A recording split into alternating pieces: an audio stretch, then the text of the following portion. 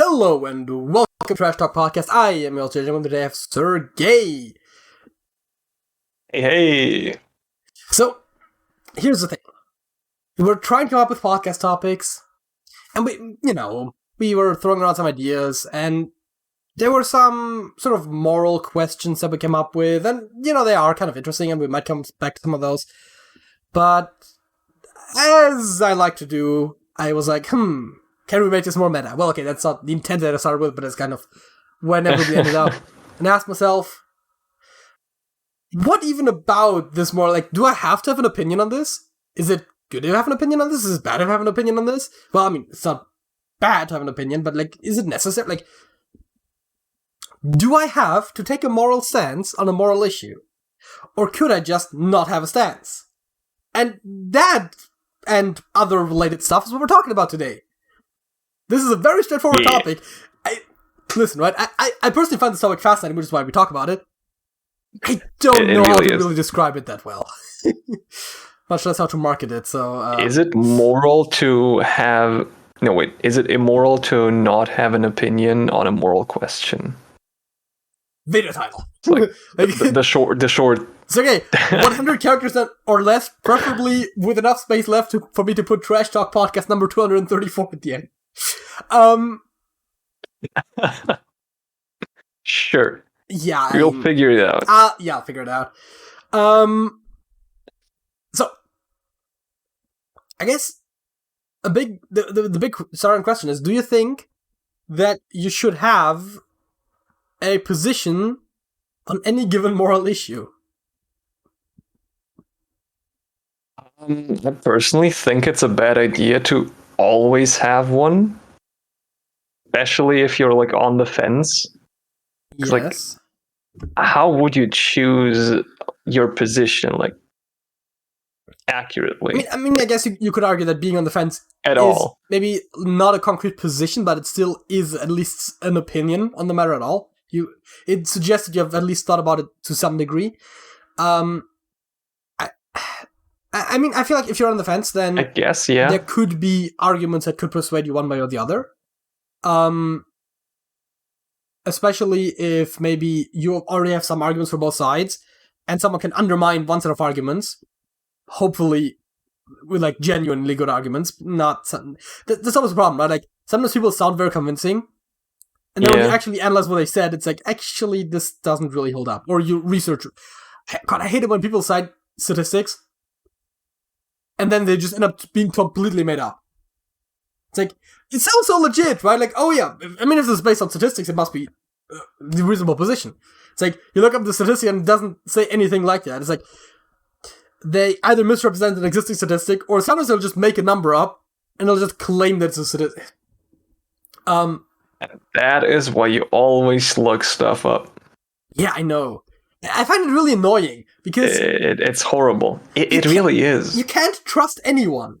And I find that really annoying, because that makes it so much harder to, really listen to anything that has that sort of a thing where it's you have, a sort of moral or moral adjacent, I guess. I don't know if that makes sense. But, something in that vein where, generally argument. Yeah, anything really that's, not 100% objective. I mean, if it is 100% objective, you would hope that people aren't lying to you, but even that is not really a given. And you basically have to double-check everything. And that's another, not really the main point of this, but always be careful that if you do double-check stuff, you don't just double-check everything that you disagree with. Oh, yeah. Is that's kind of a more dangerous thing. I mean, in theory, if you just double-check the things that you disagree with, and you do it properly, you should still see if it turns out that those things are right, that then thereby your opinion is wrong. But you do also, sometimes maybe you should challenge things that you agree with as well. But Indecision.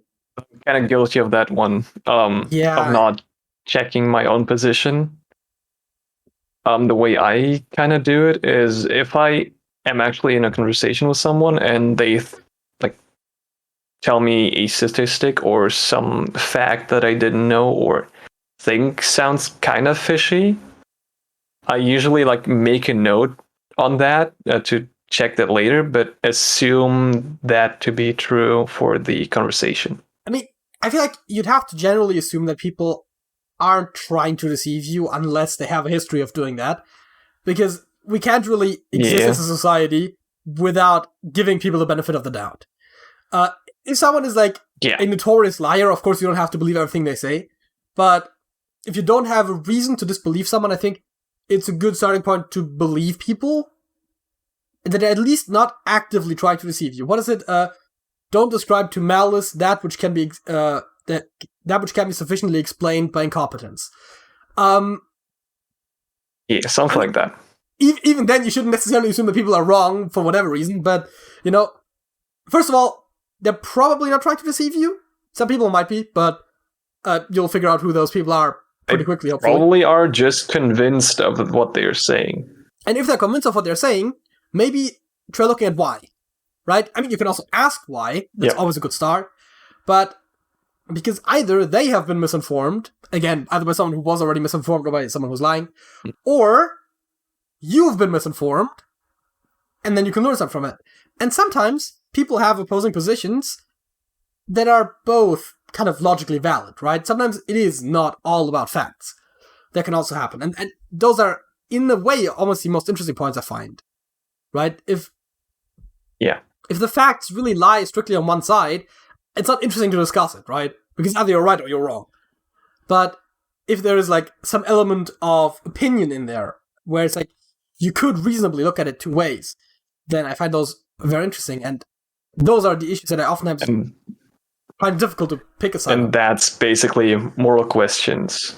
Because you don't really have fact-based stuff in there. Or at least one-sided.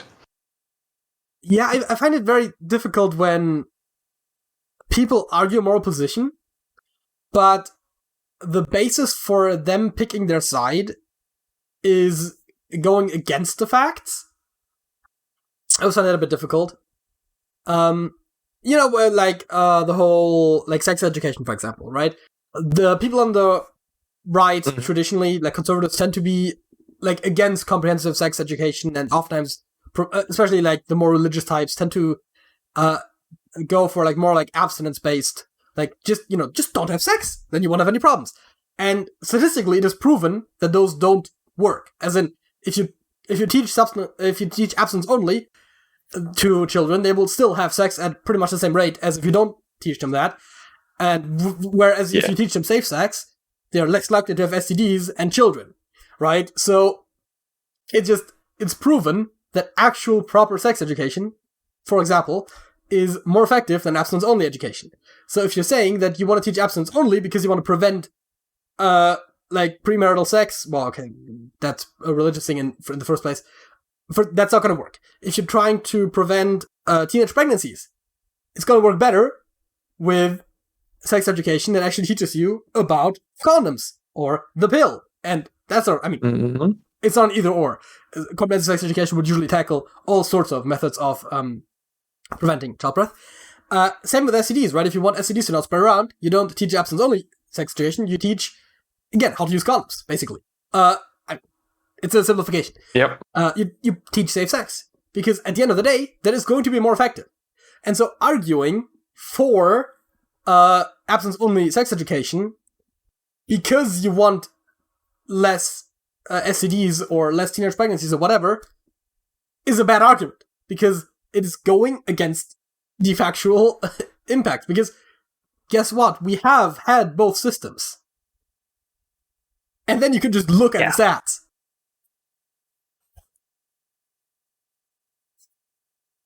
Yeah. That was kind of just the first example that came to mind, but like that's sort of a line of argument. Yeah. I think that I think there's other, usually conservative positions that tend to make that same mistake. I'm sure there's progressive positions as well that are not based in facts, but generally speaking, it tends to be, facts tend to be more so on the side of the progressives. However, I also acknowledge that I am a bit biased here, as I am, myself, more of a progressive. I'm a progressive. I'm left-leaning in pretty much any conceivable way, and thereby, of course, I'm gonna kind of see the flaws in the opposing view more so than in my own. I try to see the flaws in my own, Mm-hmm. And yeah. Yeah. Like that example you brought up, for me personally, is kind of not that big of a moral question, rather than just like a general question. Yeah, it's a. Do you know what I mean? It's a political question. Not really. It's sort of a policy question. Yeah. Which, okay, in this case, it's less of a moral question, but it was the most obvious example of what I was trying to say. I mean, of like having an argument, like, is one type of sex ed better than another? I do understand what you mean. Like, it depends on what your goals are, right? But all of the goals that they claim to support would actually be better served by the other solution. That's basically what I was going for. Abortions, right? If you outlaw abortions, you don't actually necessarily reduce the rate of abortions, and you certainly don't dissuade, for example, people. It's one of those things, again, where they're like, oh yeah, if we make abortions illegal, then people that would otherwise have an abortion are maybe then more likely to just not have sex or have protected sex. And it's like, no, that's just not how it works, right? And abortion very much, I would argue, is a moral issue. Kinda, yeah. And most of the arguments that people use against abortion, now some of them not, but a lot of the arguments that they use against abortion are just disproven by statistics, right? Like, outlawing abortion, for example, doesn't necessarily reduce the rate of abortions by that much. It makes abortions a lot less safe, because you're not necessarily can just go to a hospital and get one, but it doesn't necessarily prevent abortions from happening. Now, it will reduce them to some degree, of course, but then there's other issues like, like making abortions illegal will reduce teenage pregnancies. Like, no, it won't. Right? Like, they're gonna have sex whether or not abortions are legal or not. They just are more likely to have children when they're maybe not ready to have children yet, which is just bad for the children. Mm-hmm. Which is like another point on the moral question. Yes.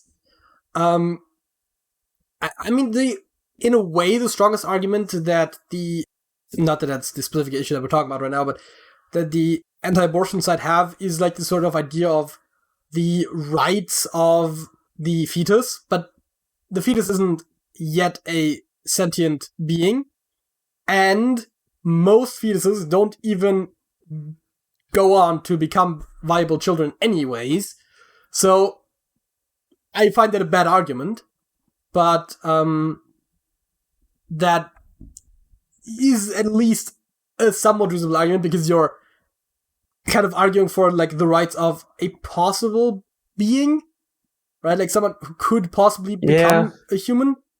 Well, I mean, who could become like a fully functioning human.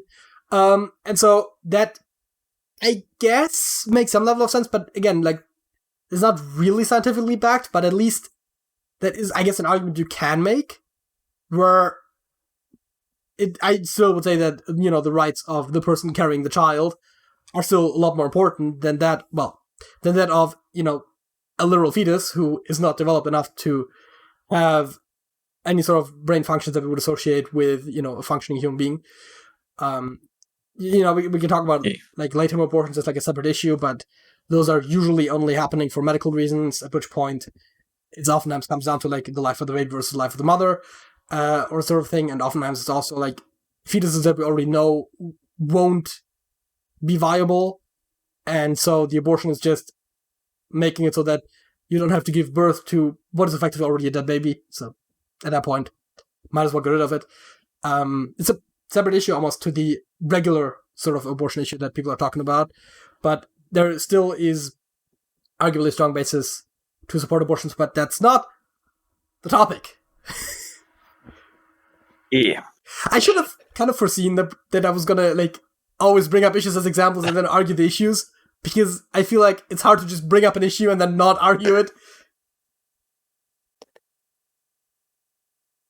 Especially when it is already such like a big divisive issue.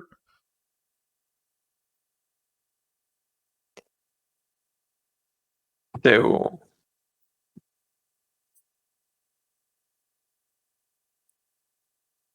Yes. notes. Compromise or unrelenting following of goals. This is sort of adjacent. So we technically haven't answered yet if you have to have a stance, but I would argue that you don't always have to have a stance, because it's impossible to have an informed opinion on every single issue, because there's just too many issues. And I think it's probably better to not have a strong stance than to make an uninformed decision. That being said, if there is a big issue that is being discussed, I think it makes sense to inform yourself on the issue and to form a position. I would argue it's not a moral obligation to do so. Okay, compromise.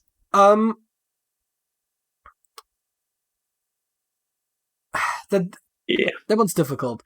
Should you compromise, or should you unrelentingly follow your own goals, your own side, your own position? I guess sorry, go ahead. I'd say if you have a strong opinion on something and it is informed and not just picked at random, as we have kind of discussed in the previous point, I'd say following your own goals would be the best for yourself and your group.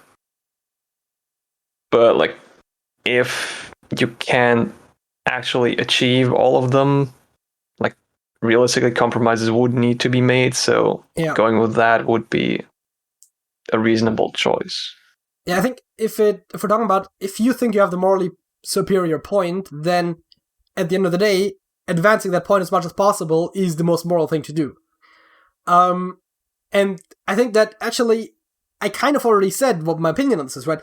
As much as possible, right? So compromise comes into play when you can't fully advance your own goal.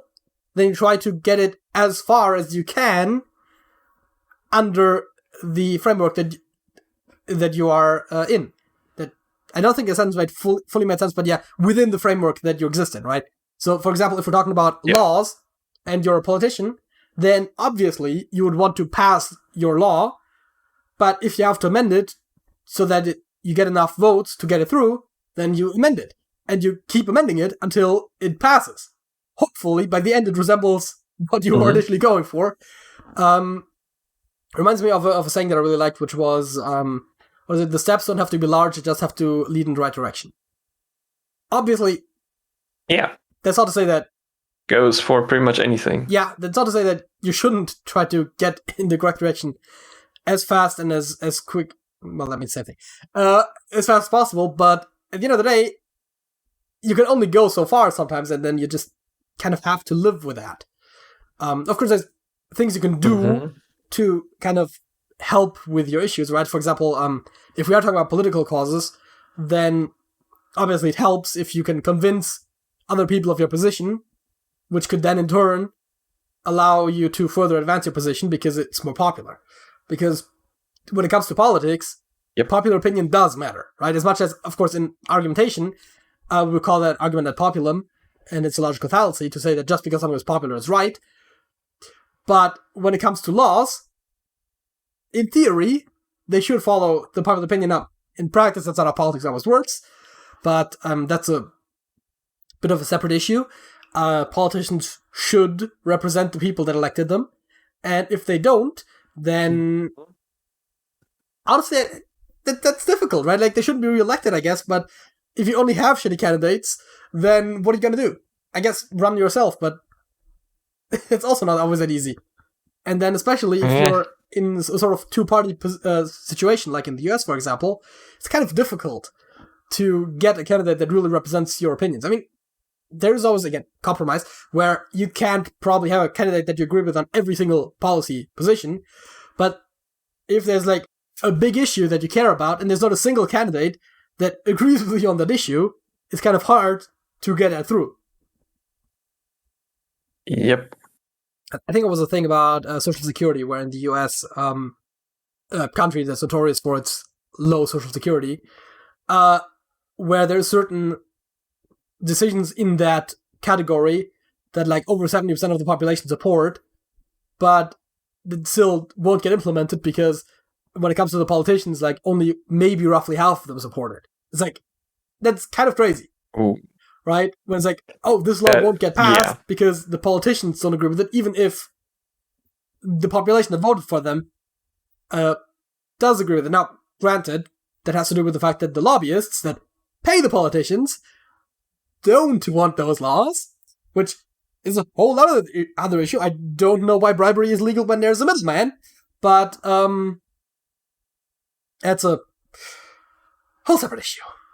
That is some completely different topic we might or might not do at some future lobbying point. Bad. There, I did the topic. I don't know what else to say about it. I've said it before and I'll say it again, but like it's just, that's really what it boils down to. I still don't understand why it's there. To advance How the is it still a thing?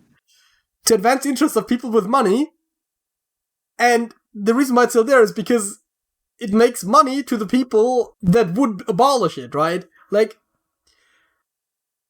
you need to be selfless to abolish something like lobbying, because if you're in a position where you could abolish it, you're also the one who's profiting from it. It's like... Yeah. And the people... like, the people that would want to do that are probably not going to have... Most of them are probably not even going to decide to go into politics, and even the ones that are probably not going to be successful because the established politicians also have a lot more power to make it a lot harder for them to get into positions of power. Because the entire system is, of course, stacked against people that are effectively against the system. I mean, kind of by its nature, of course.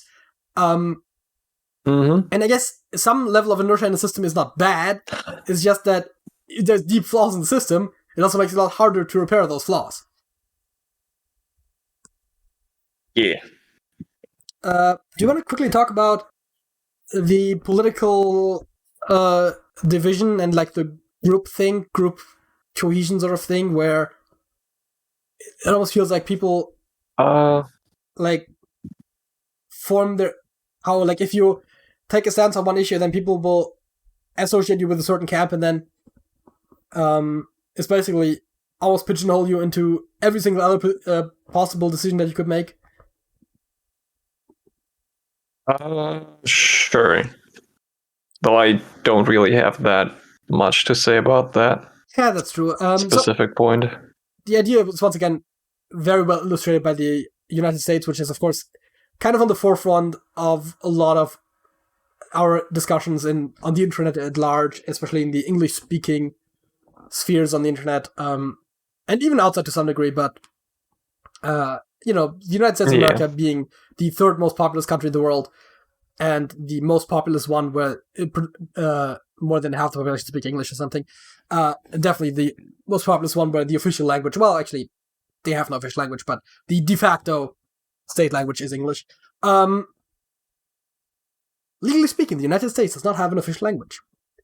All of their laws are written in English, and all of their institutions speak English, but there's no official language. Anyways, where was I?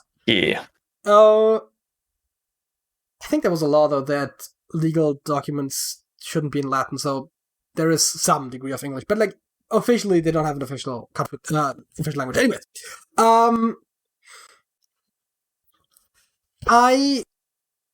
as I said, like, I'm on the left, generally speaking. But that also means that if I were to side with the right on any given issue, then that would just be a general shit show, right? Because people on the right would still not like me for being on the left, and people on the left would not like me because people have very strong opinions on those sort of issues. And also, more and more issues are becoming like partisan issues, even if they aren't, or at the very least shouldn't be. I mean, if they are or aren't, I guess it's just based on whether or not people think of them as such. But where as soon as like one party makes a stance on an issue, the other party will go, so we'll take the other side, right? Like, it doesn't matter what it is, right? I swear to God, like, if the Republicans come out and say Nazis are bad, then the Democrats will all of a sudden be like, maybe they are not that bad. And probably not, because also, realistically, more like, we know who likes the Nazis better. Illustrates the point. But I do remember when people were, like trying to defend some things that should not be defended just because the opposing party was going against it. I think, was it the Netflix movie Cuties, where they were being rather explicit about children. It's a movie about children that become dancers and doing some rather suggestive dancing, and okay. The general position of most people was that it was kind of bad. I mean, supposedly the message of the movie was that also that it's bad, but like they still showed children dancing suggestively, so still not great. And mind you, actual children, not like 20-somethings pretending to be teens. In which case, I would say that's probably fine. But then I think it was actually to the point where like conservatives were, of course, outraged about it. I mean, people on the left were too to some degree, but conservatives tend to be more outraged over things that are like more sexual in nature, just by default. And so some people that were more left-leaning were then starting to defend the movie, being like, "Oh yeah, but then like that's the point, that you're supposed to feel that way, and like it's making a statement and blah blah blah." It's like, fucking hell, you can just say it's bad. Just because people on the other side think it's bad doesn't mean that you have to think it's good. Yeah. I mean, I'm not saying there was necessarily a mainstream opinion on the left, but there was still some subset of people on the left that were defending that movie because the right hated it. Or at least it seemed that was why they were doing it. Of course, I can't technically ascribe motives to them unless they stated them. But, you know, the whole reactionary mindset of like, oh yeah, people that I don't like have this opinion, thereby must be wrong.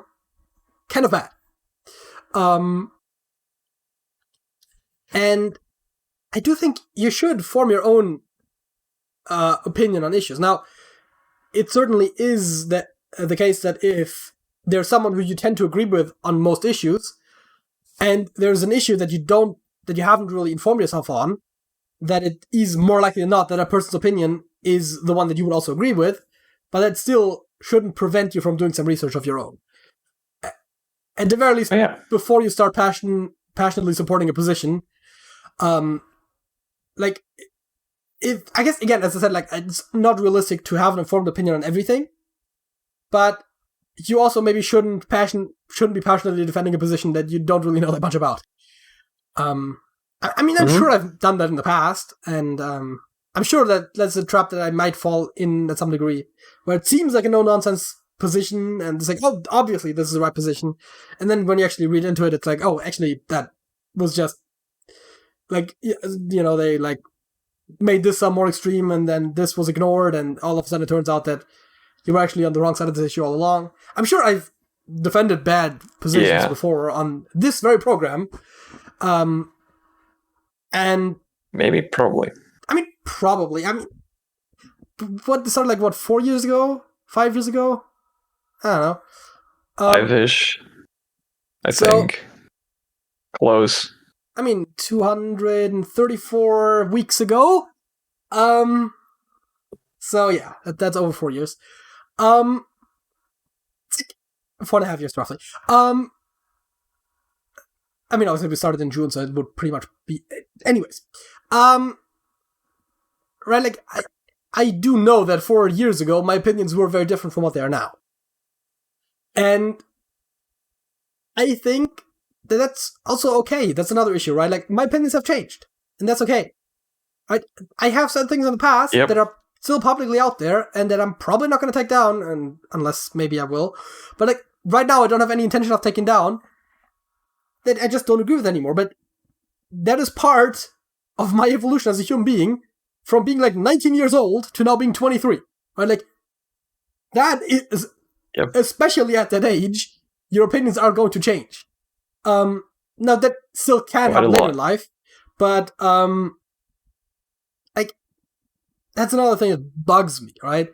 When people get called out for something they said in the past, and, you know, that's fair. Like, you can call someone out for something they said in the past, but then if they say like, oh yeah, no, I don't agree with that anymore, then they still get lynched for it. Like, I mean, metaphorically lynched, not literally. But if I've said something in the past that is wrong, like, sure, right? Like, be like, hey, you said something that's wrong, and maybe, like, depending on, like, what kind of thing, it's like, oh yeah, like, you said something that's hurtful, like, please apologize, and then, maybe we can talk about that, right?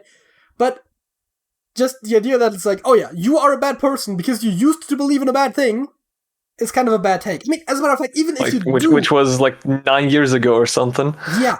Even if you do currently believe in something bad, that doesn't make you a bad person necessarily. Yep. You can hold bad positions for all sorts of reasons. One of the main ones being just being misinformed. Now, of course, if you vehemently defend bad things, then at some point that does reflect on you. But we should really stop judging people so quickly sometimes as well. Yeah.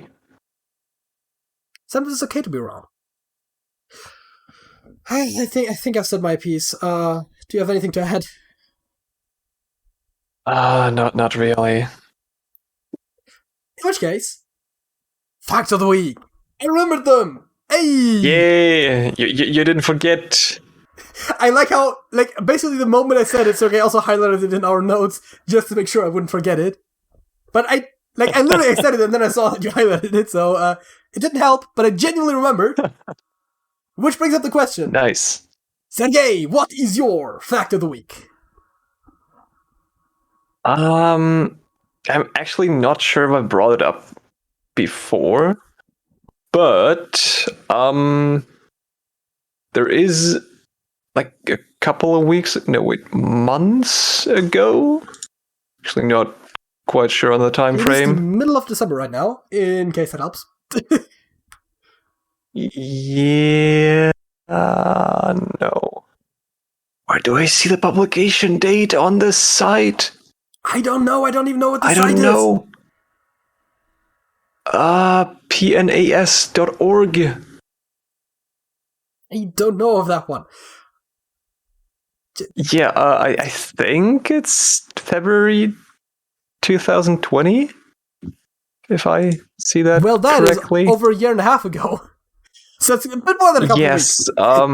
Yes, months. Yeah. Anyway, apparently scientists discovered the first animal that does not use oxygen, or doesn't breathe or whatever, for energy. I'm gonna assume that it's not very complex, organically speaking. Yeah. But it's apparently still an actual animal, or classified as one. It's related to jellyfish. That checks out. And hydroids, whatever that is. But yeah, it does not have mitochondria. But that's the power of the cell! Yes, but not in this case. They unevolved it. They can see that it did have it at some point, but later on, through evolution, removed it. I was about to say it, because at first it didn't make sense to me, because I'm pretty sure, the split between the different kingdoms basically happened when mitochondria was introduced, more. I'm pretty sure, by definition, the first animal would have had mitochondria. So, wow, unevolved. I think so, yeah. That's something. But yeah, really closely related species of that do have it, but not this specific one. Huh.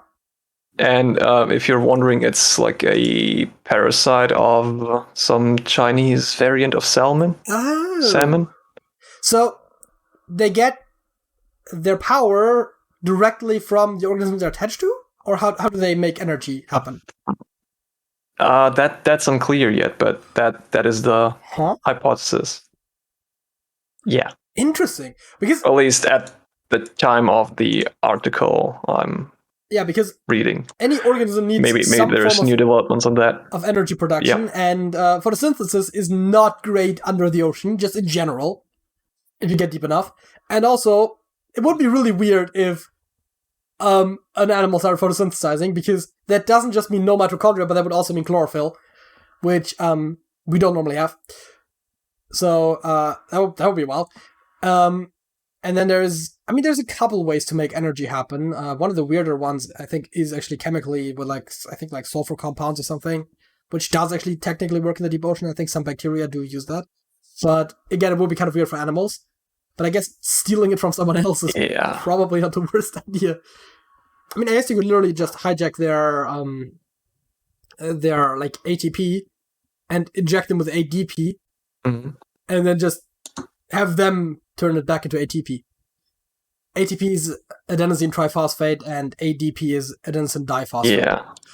I mean, like, only loosely aware of those things, but you don't know about the ATP cycle? Really specific.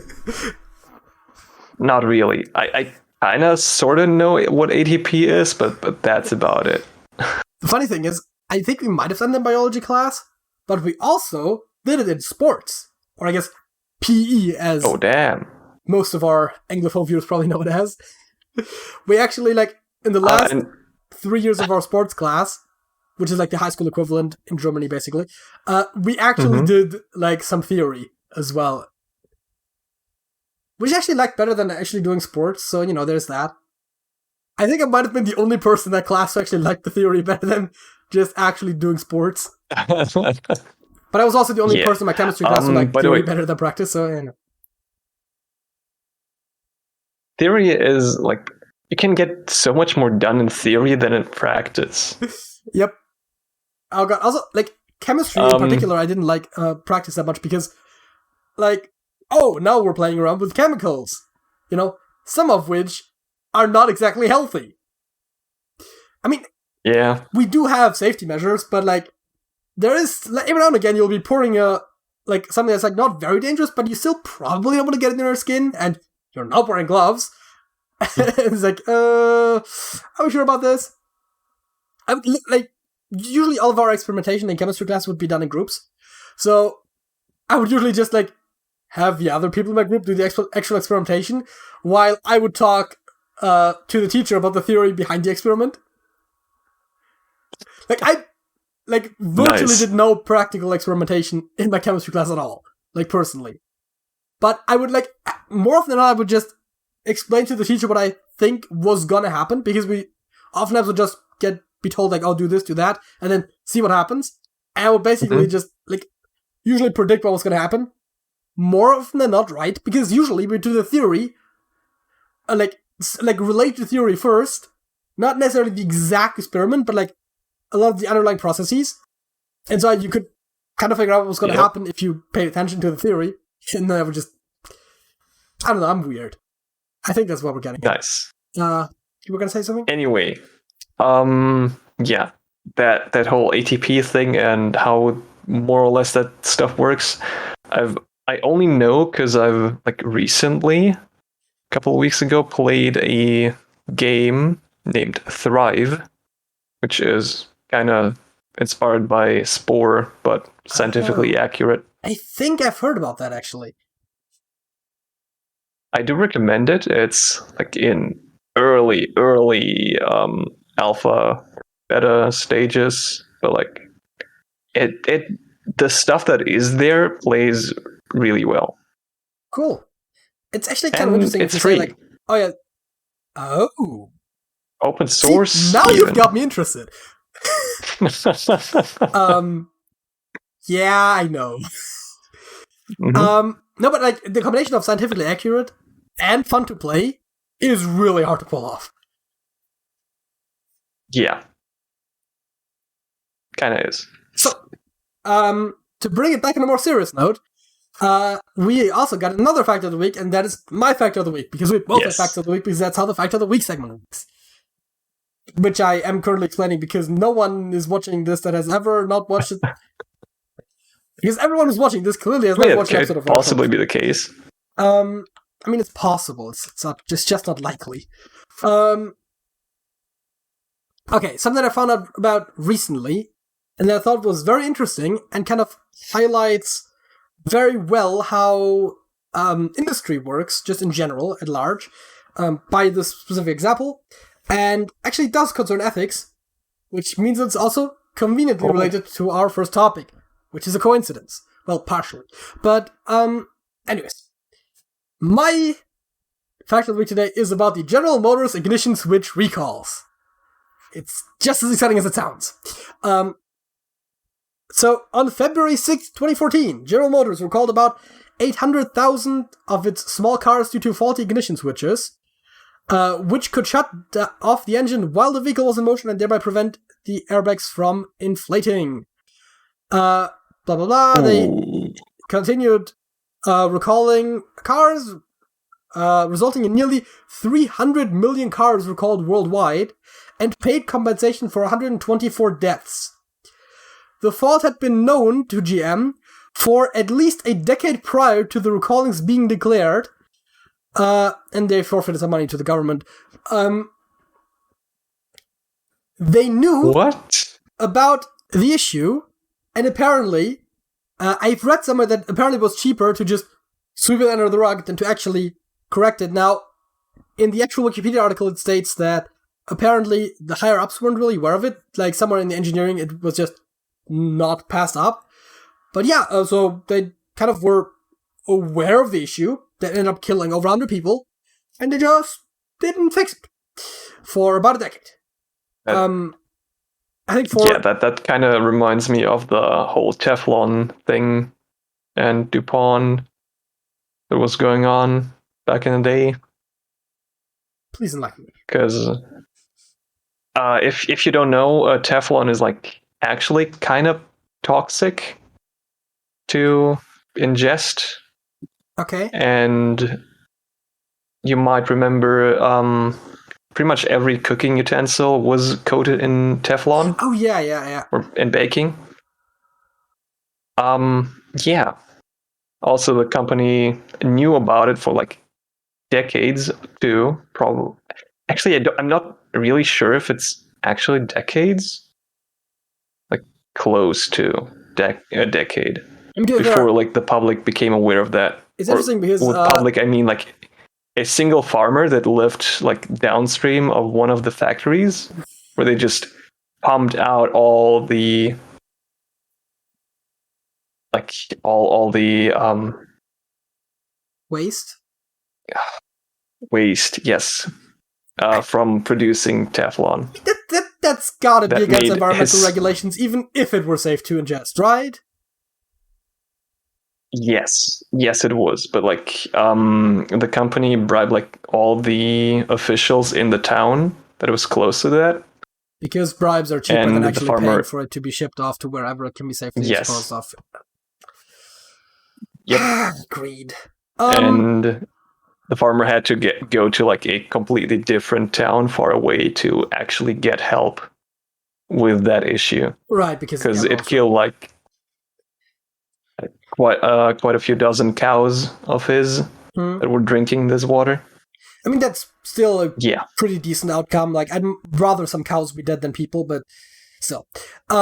Reminds me of another story that I've heard. This is what I haven't verified, so I'm not 100% sure if it's all true, but about a cigarette company that figured out a way to make cigarettes safer, which is already... So they're not... I think they still weren't perfectly safe, but they were comparatively a lot safer. But then they didn't produce them because they were A, more expensive to produce, and B, the obvious way to advertise them would have been as safer alternatives to existing cigarettes, for which they would have had to admit that their current cigarettes weren't very safe, which they weren't willing to do. And yeah, but also like cigarette manufacturers generally knew that it was unsafe for far longer than the general public. You know, stuff like that. Oh yeah. They made money, so who cares? What's a couple of human lives if you can make a couple extra dollars, huh? So yeah, right. Big corporations are just categorically evil. I think it's a fair statement. Pretty much. It's very hard to become a really large corporation while being perfectly ethical. I'm just saying. And what is it? If the punishment for breaking a law is a fine, then it's only really a law for poor people. Now, on a lighter note, how about some crosswords? Hey, you pressed the right button the first time. That happens rarely. Nice. I believe we did The Great Beyond. Is that what we did? Oh no, we did Sour Notes. Because that was all of the songs with citrus fruit in their names. Oh, right. Yes. I'm an idiot. I just now realized why they're called Sour Notes. Because it's about music, you see. Yes, I did too. I literally didn't realize that because I'm like, oh yeah, sour, like, because a sour note can also just mean a sour taste, right? So I was like, oh yeah, citrus fruit that tastes sour, it's fine. So I've lived that down. How about up the scale? I don't know, heavy things. Let's do that. 20 minutes, that's nice. I have a suspicion that those are going to be musical notes. Because they're all like 2 or 3 letters long. I'm going to assume that's like some sort of musical scale. Anyways, let's start over here. American organization. You want to say something? Yes. What do these circles mean in addition to like the highlighted words? Presumably, the circles are where we're going to find some musical notation or something. It's probably that I should have not clicked on it then, but it's probably that it's just in the circles that actually refers to the hint. I don't know 100% though. We'll figure it out. American organization committed to protecting the planet. That doesn't sound like a real thing. I'm sorry. NHS. No. What else protects the planet? It's not really about the planet, much more about people, but to barely manage. Eek? No. that was too much. To eke out? I don't know. Decathlon. Never heard of that. Decathlon? The decathlon event. No, Deca 10, it's where to do 10 sports. Pertinent. Import. How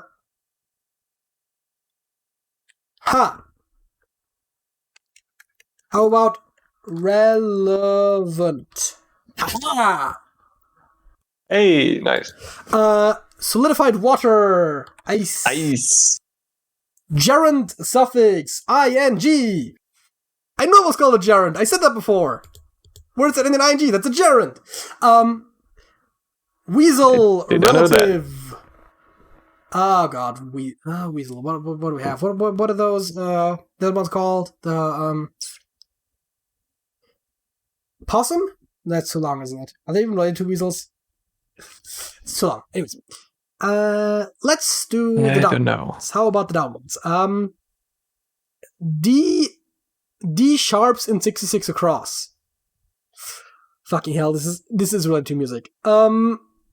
66 across, but where is that even? It's there. A music education system that assigns each note a syllable and the theme of the circled letters.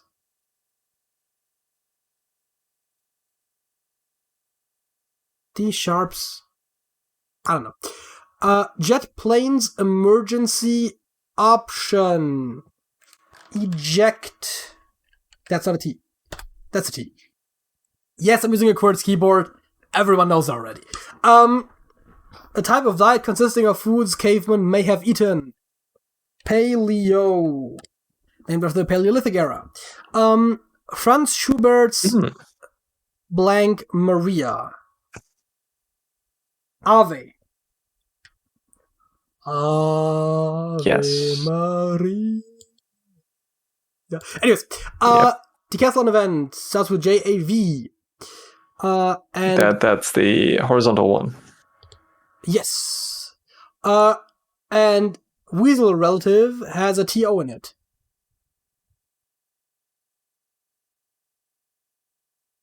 Yes. Andrew Lloyd Webber's musical featuring Ava Perón. Perón?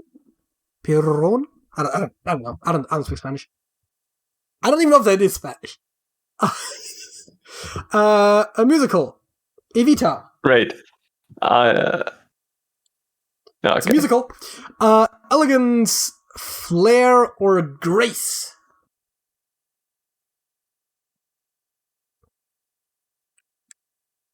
A drug lord. Kingpin. Treebeard for 1 is an ent.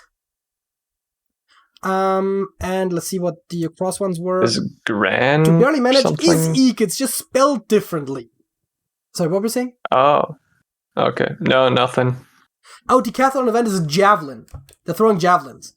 I thought it was an event at which the Olympics when they play a sport, but no, it's one of the disciplines of the decathlon. Yes. I did not know that. So we have another letter there for the weasel relative. Still don't know what it is, but you know. To get back to it.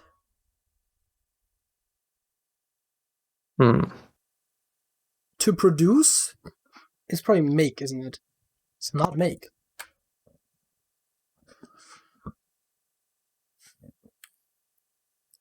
What you won't be if you end up in a traffic jam is probably on time, isn't it? Yeah. Yeah, as I said, like, something about musical notation has to do with the hints.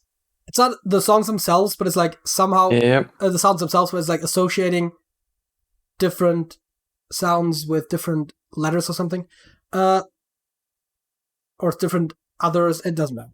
I think that someone developed the languages based on that, where like you actually can write it in musical notes. A low-built dam used to regulate a river's elevation or flow. A low-built dam. One of 5 core beliefs to follow if you're a Muslim. Piety? That doesn't fit, doesn't it? Down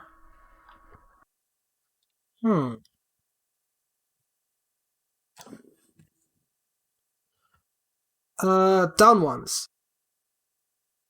Blank and outs. Or ins. In parentheses, BR dot, whatever that means. A toilet. Is it briefly? Oh no, a toilet. John? Nah, that's spelled differently. Okay. A bird that probably won't get the worm. Old? I mean, I was thinking about something like late, because, you know, the early bird gets the worm. The blank, the bone, the sweeter the meat.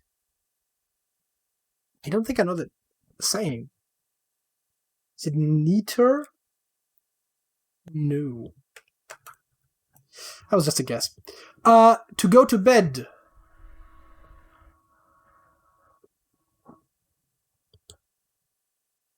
Oh, who's the leader of Kuwait? It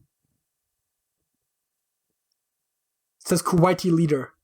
I do not know what that is. In a bad light, question mark? Dim.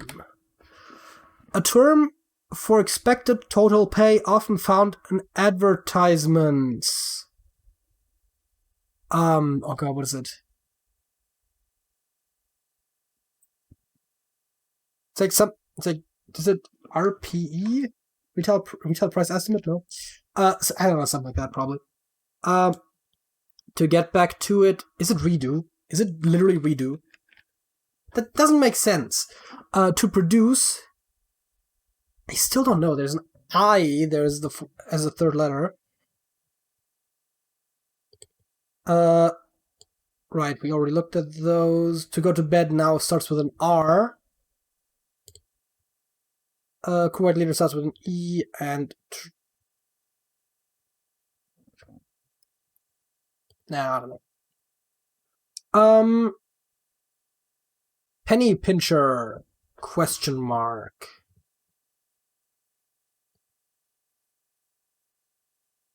How about a part of a shoe not attached by needle and thread? How about exhilaration! Which one was that? Exclamation. Sorry, yes. Which one was the shoe? This one. Okay. Then I have no idea. Exhilaration! Exclamation. American grilling staple. I don't know, barbecue sauce, no. Steak, no. Sausage. Common bond of holiday days keeper. Huh? Its world is an oyster. Doesn't saying just go the world is your oyster? Yeah. Anyways. Indiana Jones's weapon of choice is a whip. To sharpen a blade is to hone. One of 16 decade volcanoes. Nailed an exam is probably aced. Let's see. Exhilaration exclamation is American grilling staple is hot dog. Hey, I wasn't that wrong with the sausage. Common bond of holidays days keeper. Don't know. Its world is an oyster starts with PE. The volcano is Etna, I suppose. And so that's an in. The leader of Exxon or British Petroleum. E.g. Wait, E.g. means exemplar grata. That means for... Oh no, that means for example. Yeah, no, that is correct. The leader. An oil CEO? I mean, that is totally something that they would do. Yeah. Also, like, both companies listed were about all. To communicate via ASL is to sign. What is this case in? Penny pincher. I feel like I should know this. Still have no idea. 1 of 5 core beliefs starts with PI. I think it might have done that before. And a part of a shoe not attached by needle and thread starts with INS. Is it insert? I guess it's the sole you put in your shoe. Yeah. Brief the toilet ends with O. The opposite of 15 across. Well, what is 15 across, you might ask?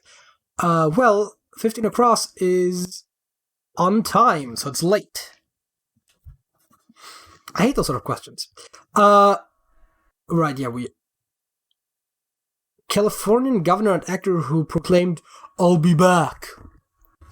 Arnold. Dunder Mifflin Exports. I think they do paper, right? No? Is it not a paper company? I do not know that company. It's a company from The Office.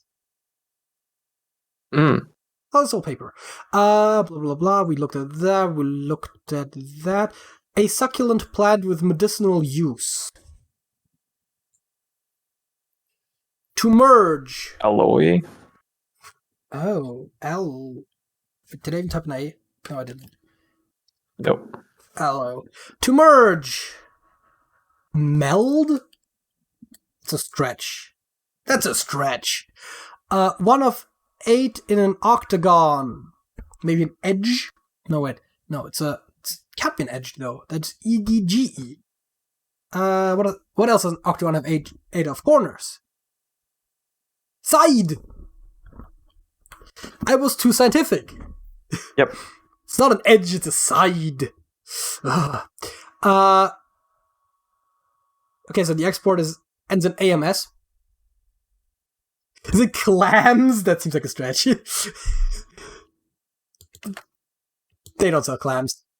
To give up power or territory is cede, which means that this college athletics organization is the NCAA, National Collegiate Athletics Association. It's an American thing. Yeah.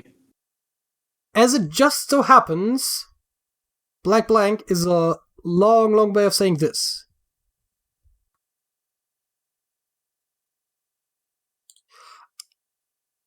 A type of unicellular organism. No, it doesn't fit. Amoeba doesn't fit, and plankton doesn't fit either. What other single-celled... Well, unicellular, I assume, means single-celled. Or it doesn't do it. Oh, No, bacteria doesn't also fit. Not even close, but what I was thinking. What about this one? A name that Marshall Mathers calls himself. Oh, Eminem. Marshall Mathers III. You know, M&M is an M and M, because his initials are MM. Anyways.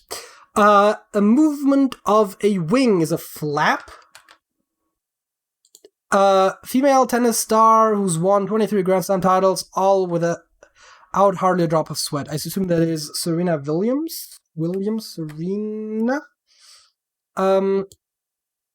Middle Eastern country with a self-titled golf. God. What Middle Eastern country is golf named after? I do not know. The Deer Hunter's quote, how's it feel to be shot? Blank hurt. Huh? A piece of turf. Rock music genre with emphasis on feelings and sentiment. What the fuck? Drescher the Nanny. What the... To ease up to change one's mind. It at least sounds like a reasonable question. Hmm. Oh, is the leader just an oil man? An oil man? Oh, Pearl! Is the other one Relent? I mean, it is, yes. A Pearl's world is the oyster. Because they come from oysters. The Middle Eastern country ends with N, so it's maybe Iran? No. I have never heard of an Iranian Gulf, so it does make sense that it's not that. Let's see. A type of unicellular organism still has the same letters as before. A sports supporter is a fan, I would suppose. A predominantly African-American Methodist denomination of church. I don't know. I feel like it starts with an A. You look at the circles. Fa. So what is it just so happens? In fact. I still don't know what it is, though. African island nation in the Indian Ocean. African island nation in the Indian Ocean. Huh. Island nation that starts with a C. Not long. Short. What? Brief. That's on F. That's on F. That is not an F. But it is amoeba. I just misspelled it?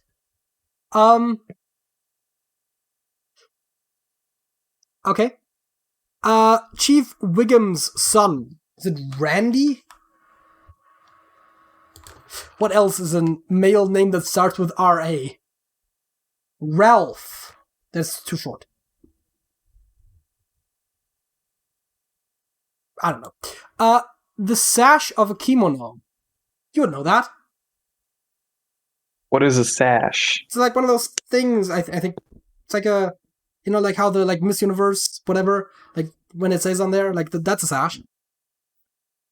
I think it might also just be like I think maybe if it's a large belt or something, it's just a loop you wear on your body. Made of cloth. Okay. Positioned. Yeah. Placed. No, it's not placed. Not quite. A music education system that assigns each note a syllable and the theme of a circle letter. Yeah, do, ti, sol, fa, mi, re, blah, blah, blah. To inquire. Ask. South Korean currency. South Korean currency. I feel like I should know this one. I do also kind of feel like that. But like, you know, Japan uses the yen. China uses the, what is it, yuan? But like, I don't know what Korea uses because I don't really care. Positioned is not placed. Chief Williamson, right, we asked it already. A large period of time, then an Era or is it in Eon? I'm gonna go with Eon. No, it's Era. It's Era. Fourth is the second one I tried. Okay, let's do the down ones then. The African island starts with African island nation. Sleeping disorder by struggling to breathe while asleep. To swindle or defraud. Novel, recent, new.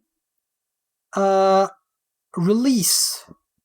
The Kraken. No, free? No, it doesn't work. Tidy oneself for a bird. Huh? Was in possession of his head, and thereby the son's name ends in an H.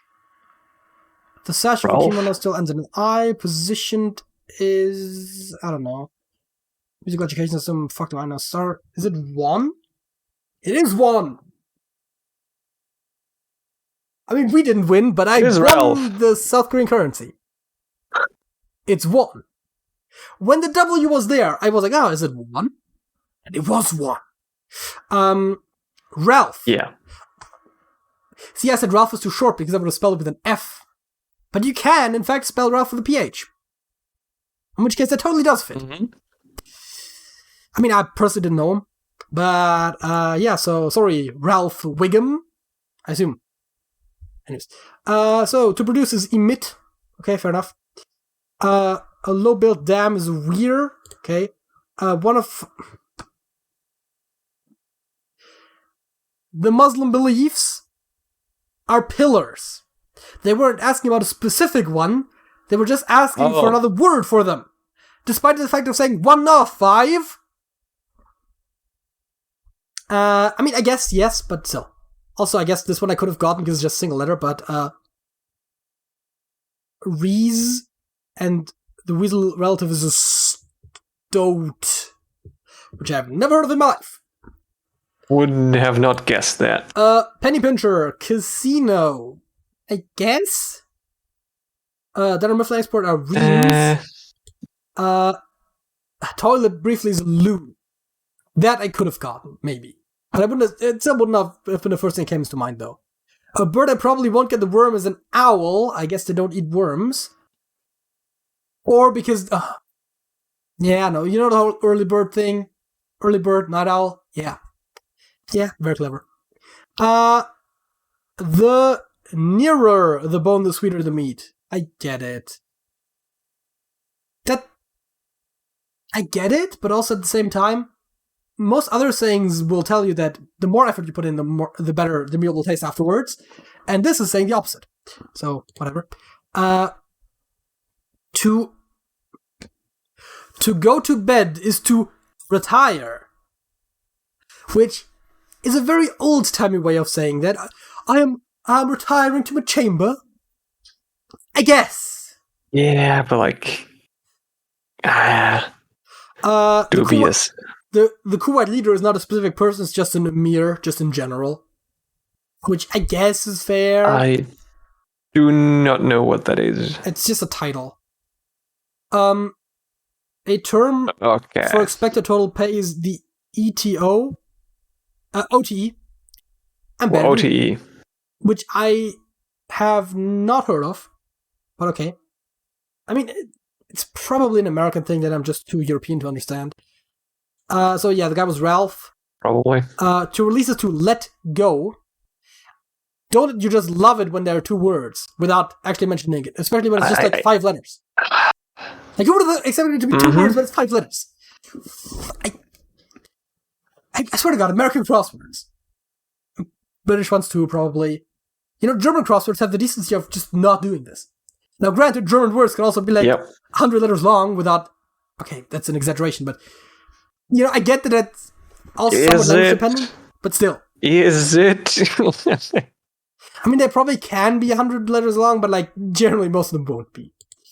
Tidy oneself for a bird is to preen. Yeah, birds do preen themselves. That is a thing.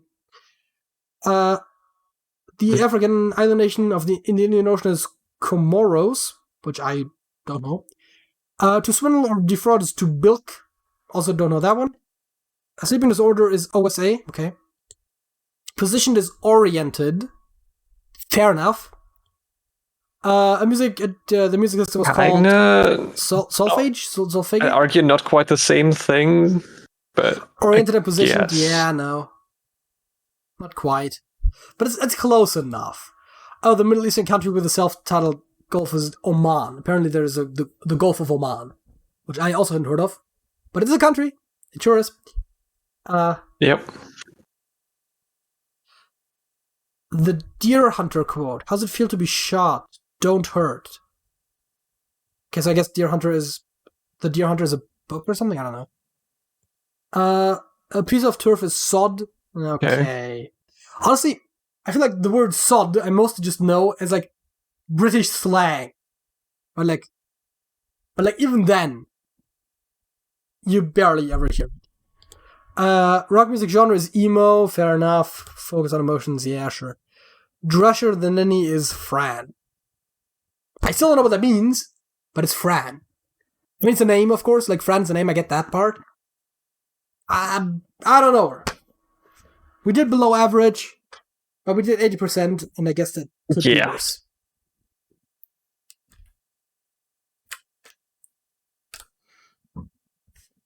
Which brings us to the second topic. I think we'll be quick with this one because, frankly, we've already been at this for probably over an hour. Or at the very least, close to an hour. Yeah, about right. Okay, so how well do we know each other? Is there any phrase I say often? I don't think so, except like the one you used to say like a couple of years ago. I don't even know what you're talking about. Like, I genuinely don't know what let me remember it. Yeah. I mentioned it on a different question with the birthday gift. Like, I think gift in general. Oh, yeah. Correlation does not imply causation. Yeah. That one. That's true. Took me a second to remember the exact phrasing. Yeah. I mean, it's an important statement. Yeah, that is correct. You get a point. Is there anything that you say often? I would say there is. I mean, there's probably some things you say more often than the average person because that's just people have different vernaculars. But I would say there's no one specific thing that you say a lot. I mean, I guess you have a very specific way of saying hello, but like that's not really. I don't think that really is what they're asking for. Yeah, no, I don't think so. Yeah, you get a point. Just left the field, the cell in my answers blank. Yeah, same. Have I ever won anything? If so, what? I mean, you probably have. Probably, like, only specific thing where you could have won something that I can think of right now is like the sausage hike thingy. I don't remember if you can win something there. Not to my knowledge. Or not? It's been okay. It's been a while since I was there. I mean, I guess the question. I've only been there once. First of all, there's two ways to interpret the question. I just realized. Probably not. Because you could have won a prize and you could have won like a tournament or something, which I mean sometimes comes with a prize, but like I just realized there's two completely different ways to interpret that question. Yeah. So I mean, obviously, in terms of have I ever won something competitive, like not like a tournament or anything, but I've won several hundred games of Hearthstone. I've probably also lost several hundred games of Hearthstone, but like I mean, obviously, right? Like in on that scale, like I've won poker games. Yeah. I've lost poker games too. I've probably lost more than I've won. It's kind of the nature of playing with more than two people, you know? And there's me that always wins because I'm the dealer. House always wins. Yeah. I mean, in terms of won as in like won prizes, I think I once won. I want to say VHS, but it was probably DVD because it wasn't that far in the past. Must have been a DVD. Some of mine is a VHS, but it's Probably just because it was a long, long time ago. Like at one point from like a crossword or something. I don't know. But like, who cares? Like, cool. Big time? Not really. I'll give you a point. Like, I don't care about this. Okay, so have you ever won anything? So now there's the question, of course, how do I interpret that? I know you did well in the Beat Saber tournament once. I'm not sure if you've won it. You might have won it. You've probably also... I mean... okay, so the literal thing that I wrote down is at least one game of chess. I know you've won at least one game of chess. Yes. Yes. Yes, I did. I don't think you've ever won, like, single-handedly won a tournament or something, and if you did, then it was probably, like, a relatively, like, low-level thing. You might have won, like, a small local chess tournament, I don't know. If Alex wasn't playing... I mean, listen, right? He's better at it than you. That's a fact. He definitely is. I mean, he's one of the best people in our club. Yeah. So, yeah. I mean, I don't know, you've probably never won anything like big time, but you've probably won some smaller things in recreational activities that you do. That's what I'm going. Yeah. Like, I did win a couple smaller chess tournaments. Like, really, really small and low level. Did Al explain any of them? And no. See, I was right. Yes, you were. And I did actually win one Beat Saber tournament. And I got a $50 Amazon gift card. Oh my. From that. That I have not used because it's regional locked to Amazon.com. Oh my. Oh god. And even if you do go to Amazon.com, it probably doesn't work with your account or something, right? It works, but like the account balance is separate for each region, and Amazon.com is like based in America. So I pay like half of the gift card just for shipping if I did actually order something. Yeah. I mean, I feel like it's kind of shitty that your account balance isn't just... It's one corporation, right? It's not like we're talking about like a franchising deal, and even then, right? Like, it's... Fuck's sake. Like, either... Yeah. Like, it should just be account balance. But of course, you know, if we can have a non-consumer friendly practice that does not really hinder our business, but does save us some money, then why not do it? Exactly. All big businesses are evil. Like, you know, support local businesses, but like, not the big ones. I mean, if we identify them as a local business, then we probably are not talking about a big one. Even if you are technically local to the headquarters of a big business, you probably would not consider them a local business, because local business does kind of carry the connotation of a small business. Yeah. I guess. I'll go for the environment to support local businesses because, you know, shipping costs. Oh, yeah. Really is. So I guess I give it like half a point or something, because you did get the chess thing correct. I still low-key like the answer of at least one game of chess, because, like, yeah, like, there's no way that's false. I'm pretty sure I've seen you win a game of chess multiple times, back to back, against the same person. Probably. Possibly. Did you? Okay, didn't you once play, I want to say Hollywood, like, right, online? Yes, that like happened. 2 or 3 games back to back, winning every single one of them. Yeah. Got really, really close to losing like pretty much every one of those. Like, man. Shout out to the trash talkers. When was the last time we hung out? Like, online right now, like IRL, probably like more than a year ago. Yeah, I mean, it's just when and where, I forgot to mention that, but I mean, it's probably like where, like online, when, like right now. Oh, you mean before then? Well, on Tuesday. No, it was Wednesday, actually. It was Wednesday. I'm lying. It should have been Tuesday. Well, I mean, I don't care, but like, it would have normally been Tuesday. Usually is Tuesday. Yeah. I mean, in person, it was either just here at my place, like probably recording at least at some point during that time, or we were hanging out at presumably Joe's place and played some D&D. Right? It's one of those. I think, I'm not sure. One time when I was with Joe driving to the cinema, like what after you've already pretty much locked yourself up in the house, we drove by your house so Joe could give back one of the books that he lent from you or your mother. That is possible. And we briefly got inside. I don't remember if I saw you there. I mean, there is always the question of does that count as hanging out? But yes, I was about to mention that. I mean, yeah. I feel like we both kind of roughly described the situation. I think there's points all around. Yeah. Do I eat anything weird? Probably. Like, I think everyone does. Like, I mean, so it wouldn't.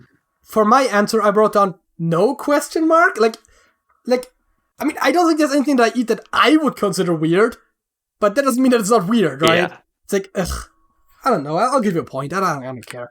I'll give you a point too, because yeah, it's. Do you eat anything weird? Like, kind of yes, weird. I've been there while you did it multiple times, and it's usually Alex's idea. What? Like, like, okay, listen. What weird thing did I eat? Well, first of all, deep fried pizza. Oh, I did that too. So there's definitely a weird thing that I eat. Second of all, whatever that other video was that you, like deep fried, like chocolate bar of some sort. Snickers. You've eaten. Yep. Which apparently, judging by the comments, isn't even that weird. Okay. And people gave us recommendations for other chocolate bars to try. Have you ever made a second video on that channel, by the way? No. That's what I expected. Then yep. You eat crackers with marshmallow fluff, which is kind of weird. What? That is like basically the best thing there is to do with marshmallow fluff. The fact is, you eat a lot of weird things, and it's usually Alex's idea. I guess. Though you did once crack open a can of probably chili, like something like that, like chili con carne, like something like that. Maybe it was ravioli, something like a can, and just started shoveling into it without ever heating it up, which is also kind of weird. It's not really a weird thing to eat, it's just a weird thing to eat cold. What was the context of that? I do not remember. Camping. Oh. Yeah. I mean, the reason for that was because it was like pretty cold and kind of yikes to eat that stuff cold. I tried heating it up in the campfire, but like it was not really that great. The thing is, you objectively cannot heat it up well and then eat it out of the can without at least having some gloves to grab, because like it's a metal can. You can't heat it up to the point where the food is not temperature and you can like comfortably touch the can at the same time. I guess maybe if you heat it up first and you let it cool down, because the metal will probably cool down faster than the thing inside, but like it's not easy, but also it was still kind of weird. It was. But it was camping, so I'd say it's excused. And I think we have one more, because then we have 5 questions, which is like the typical like smallest number that we do. Where would we choose to go on vacation together? I'm pretty sure we've discussed that quite extensively, multiple times over. Yeah, we've discussed multiple ideas for vacations, I think. But I think there's 2 primary ones. Yeah. So like one of them is like going to Russia, which was more advocated by Alex. Yeah. Or doing like just a Europe trip through like a couple major cities. I mean, okay. With maybe potentially camping in between, but probably actually realistically not. Yeah. I mean, the thing is, like, camping, you'd probably have to find, like, a official camping spot, because otherwise it's probably not legal. Though that probably also varies from country to country, and the fun idea about that is, whole thing is to, like, go through multiple countries, so that means you also have to look up all sorts of local laws. It's literally, like, technically, traveling in that way is, like, really difficult, because you would literally have to be careful about, like, if, for example, you carry a pocket knife on your person, it's like, it might be legal in one country and illegal in another. It's like, fucking hell. Anyways, that was definitely a thing that we talked about. The other thing that we have not just talked about, but actually done, is to just locally go camping. Oh, yeah. So, I think it's just those two things, and because what you said is not wrong, and my notes said camping, and that's also not wrong, I'm just going to give both of those points again. Yep. Which ends up with you getting 5 points and me getting 4.5 points. For a grand total of 40.67 for you and 46.08 for me. It's getting closer and closer. There's probably a discrepancy there we had last time that I still haven't accounted for, but it's fine. It's fine. Yeah. It's close enough. It's fine. We'll probably... I mean, I should have figured it out before, but we'll figure it out eventually. Or not. I ain't the boss of me. I mean, I am, but... Maybe we'll just live with it. Yeah, it really matters more how much I care than anything else. So yeah, that is the second topic, which leaves us with but one segment. And that is everyone's favorite segment. Maybe. Which is the Songs of the Week. Sergey, what is your Song of the Week? My Song of the Week is Sugar by Maroon 5.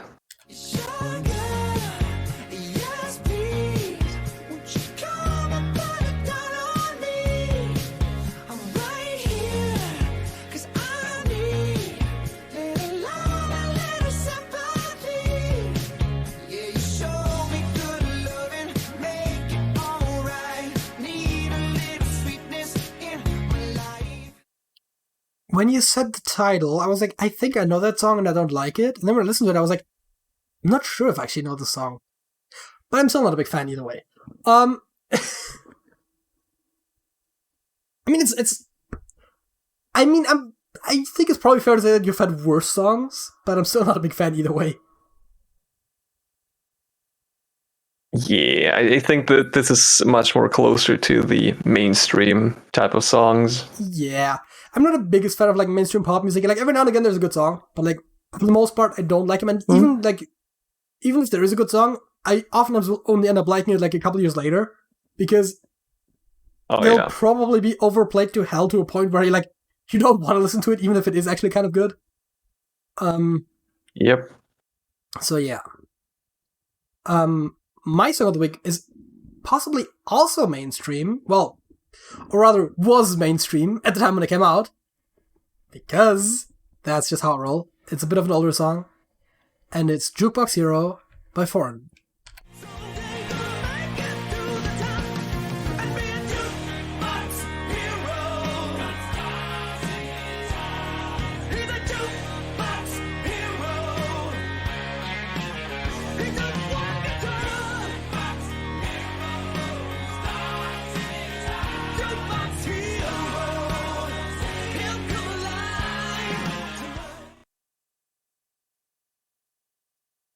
Not bad. I know, right? Mm-hmm. I think this is my favorite Foreigner song. Which isn't saying, like, a lot, but it is, I think, my favorite Foreigner song.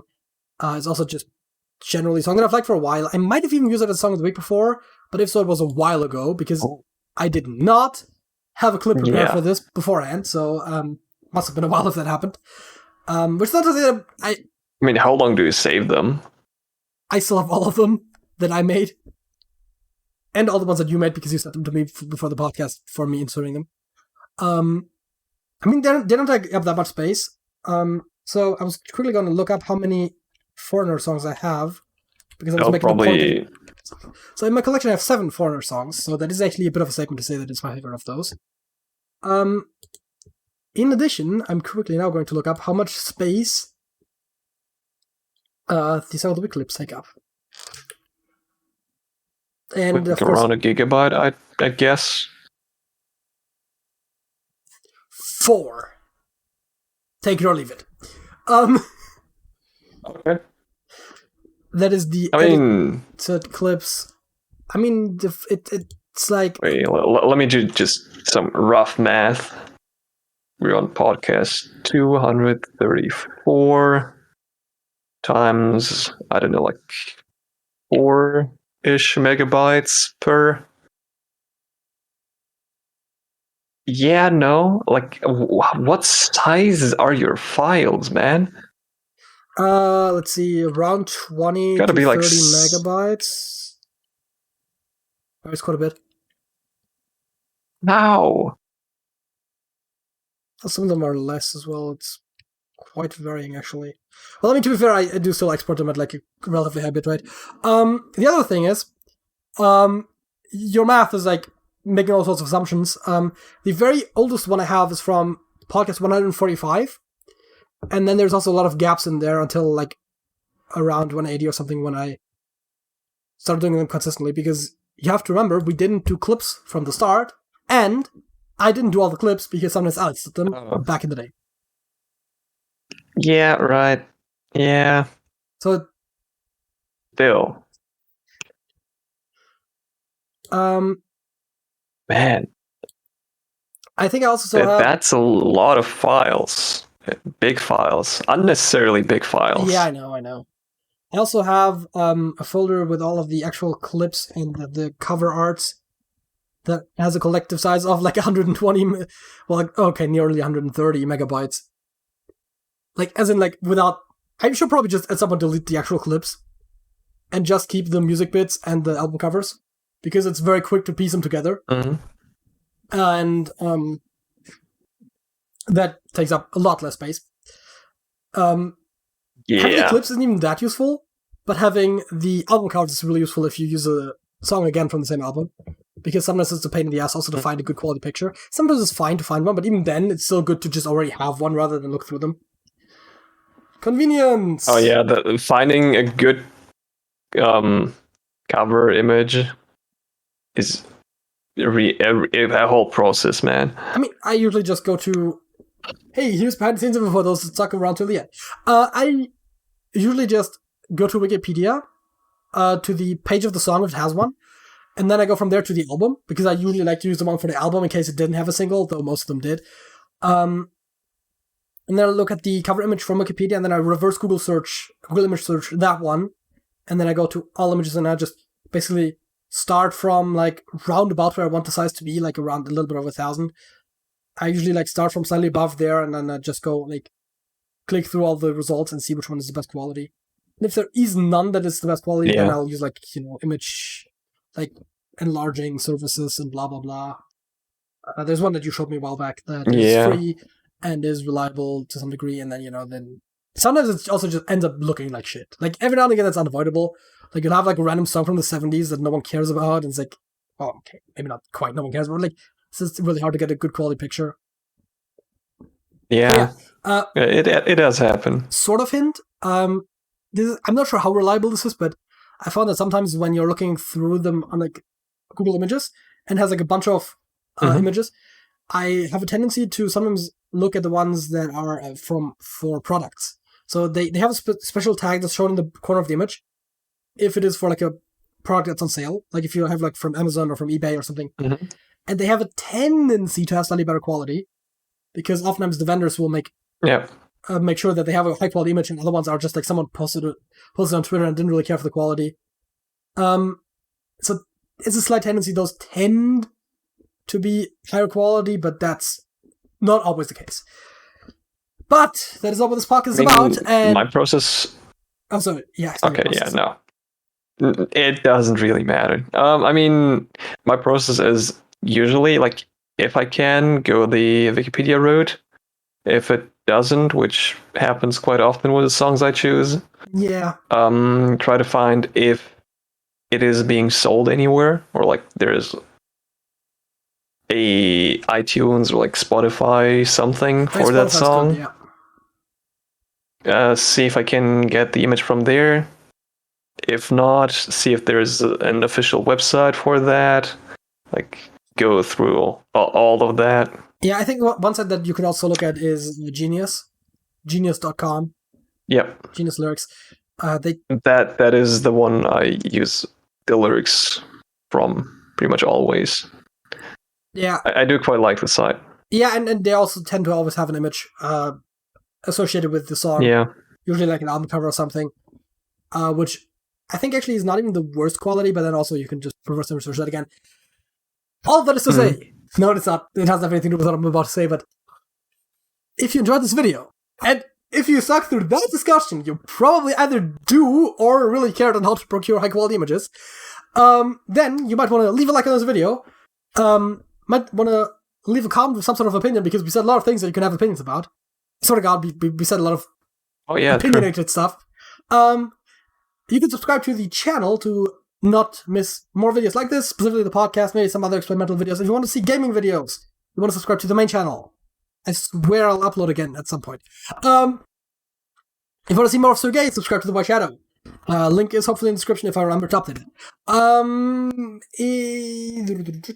I said like, I said comment, I said subscribe, I said... Oh no, yeah, I know what I forgot to say. Join the Discord server, links in the description below. Sergey! That's it. That's it.